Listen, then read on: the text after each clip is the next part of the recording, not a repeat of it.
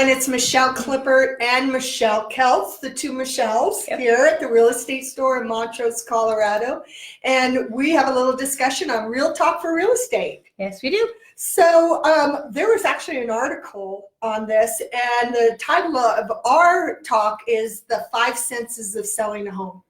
Because we do use all our senses on every experience. It was kind of funny when I read the article because it left out 2 of the senses, but it says there's 5 senses. Yes. But we kind of put our own twist on it because there are really a lot of things that come into selling your home, and senses are a part of it. Yep. And I think the most important one is sight. Yes, Absolutely. It is the most important one. In fact, they did some sort of a survey.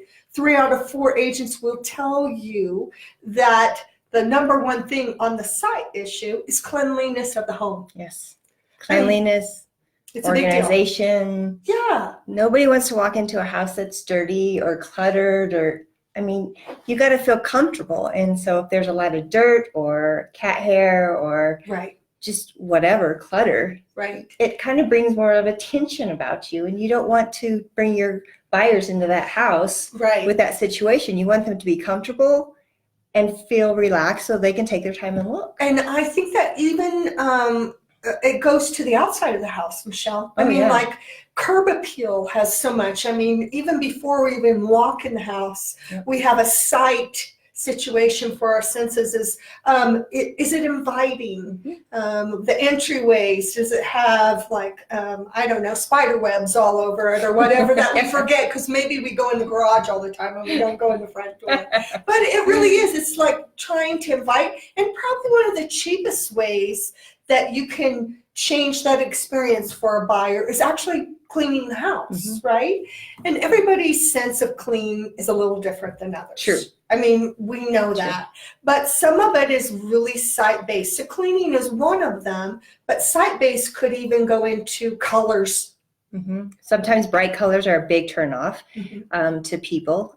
We don't all have the same taste. We don't wear the same clothes. So we're going to have the same different tastes as far as that house is concerned too. Right, we will. So usually it's a recommendation for neutralizing. Yes. Neutralizing the house. And there are colors you can neutralize with. I mean, they're base colors of whites, beiges, and even grays that right now we can neutralize the house and then attract more buyers. Yes. So even though your kids' rooms are bright orange because of the Broncos, more than likely, or bright blue or bright red, that's not going to attract all the buyers. No. And if you're planning on moving out anyway, and if you've got a color scheme for a bed, you're going to take the bed, you're going to take the comforter. You might as well change the paint color to appease the people that are coming in to look at it prior to you leaving. Right. And then again, it could be a cheap solution. I've seen many times like just an accent wall that someone has some real bright color, maybe a bright red or something like that.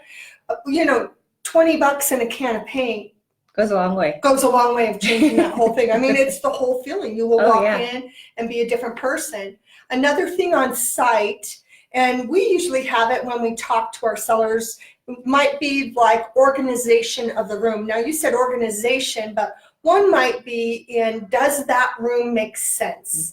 Because then we walk in, we have this sight, this experience. And one example that I always have is there was a house listed with the workout machine in the dining room.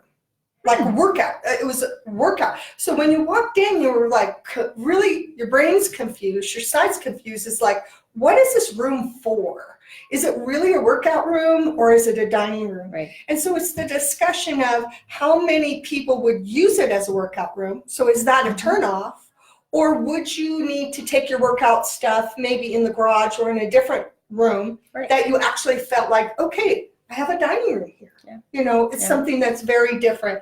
So sight really comes into play, and it could be staging the house, things like that. But the #1 thing, again, we'll come back to is cleaning it. Oh, yeah. We want clean because, you know, I'm one of those people, I touch a lot of things, and you see me doing this with my hands a lot, and I do. And, you know, you put your hands on a countertop or something like that, you don't want it to be sticky or anything like that. And that's going to come in with the other one of the other senses, which is touch. touch. Because we do touch those things. I mean, we walk through and you may put your hand on the counter just like that. Open a door to a room. Opening doors. I mean, that's a big deal for touch. And it could be a real big turnoff if somebody's walking in there and you have food on your door handles or sitting around on countertops or on your furniture even. I mean, it is your furniture, but if you're not treating your stuff well, then my thought is you might not be treating your house well. So are you keeping up on the projects that need to be done and something? So it gives you an impression of not just the people who live there, but what you're going to get when you get that house. So so it really does impress the buyer as well as it impresses us. So here we have the sight, and we do have the touch more of a white glove type feeling for touch. The other one is smell. I mean, smells are a big deal. I mean, when you go into a house, and I can give you, for instance, I had a house listed, and some people had done, the plugins because the house was vacant, so they wanted to do some plugins so it smelled nice. But the plug-in, the type that was there, was so overpowering that literally I got a response once that says, "What are they hiding?" You know what I'm saying? So it was the plug-in. So they're saying choose your smells. Be distinct on which ones you're doing. And some of the most popular there that they try to make a little more benign, which was like a linen or a rain. It's supposed to be more of a fresh smell. I've always recommended coffee beans because coffee, that's a smell we're all attracted to. We wake up in the morning, it's an attraction. Or cookies, that's why people bake cookies. Bread. Yes.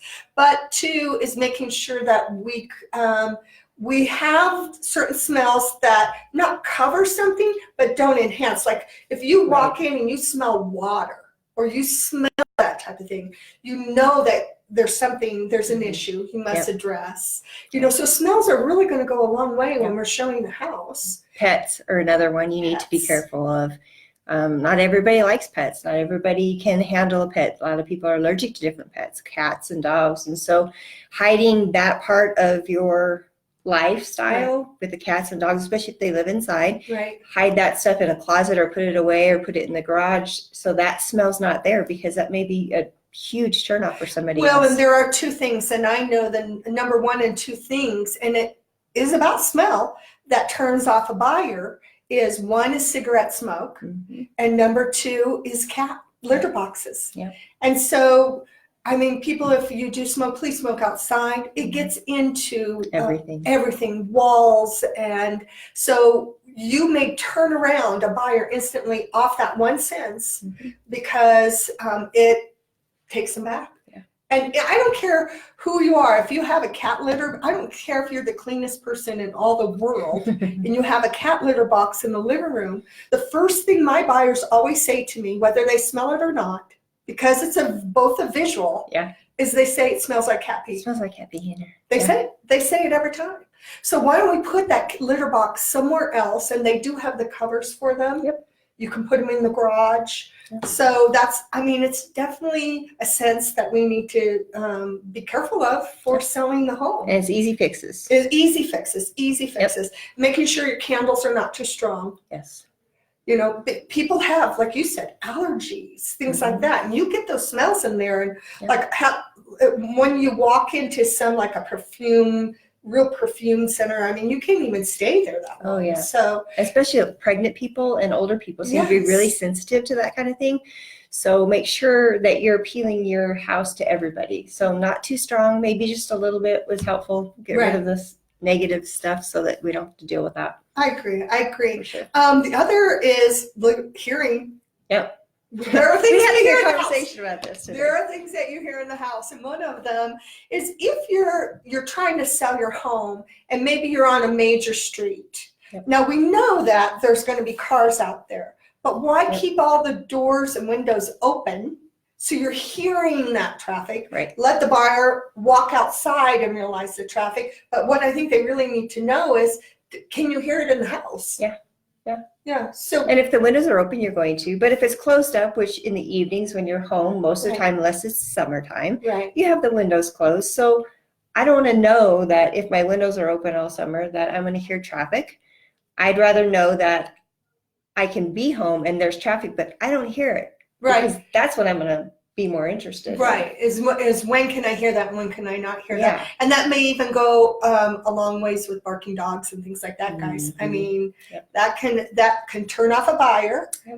Our sounds of our house. And neighbors. And we talked about. That's the sad part is you can't control that part. No, you can't control that part. You can't.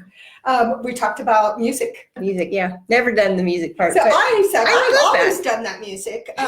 When I sell my houses, I turn on a very soothing music because I think there's something about walking into an area that soothes you and that you're able to take time to look at. Because we talked about the things that stress us out. Like how many times have we gone into homes where the TV's blasting or just any kind of just hard rock music's going on, it's blasting, and you get that kind of anxiety, a tense, nervous feeling within the house. And so I think hearing is one of the senses that do. I think it goes a long way for hearing, and it really matters. So the last thing which they did not address was obviously taste. So we're not going to go around eating anything unless there's cookies on the counter. And that's good. And that is good. That is good. So bake some cookies, put them out on the countertop.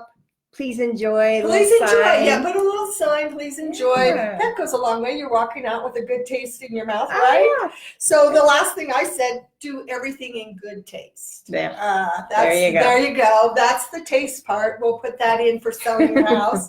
But that's just some of the things that we know. Making sense of selling a home. It's a big deal. So keep those in mind when you're thinking about selling your home, guys. Contact any of us at the real estate store. We'd love to hear from you. We'd love to hear from you. Also, keep in tune for Fridays because we still have our virtual open houses. And lots going on for the holidays. So check with us at the real estate store. We'll give you a list of things that are happening around and downtown Montrose.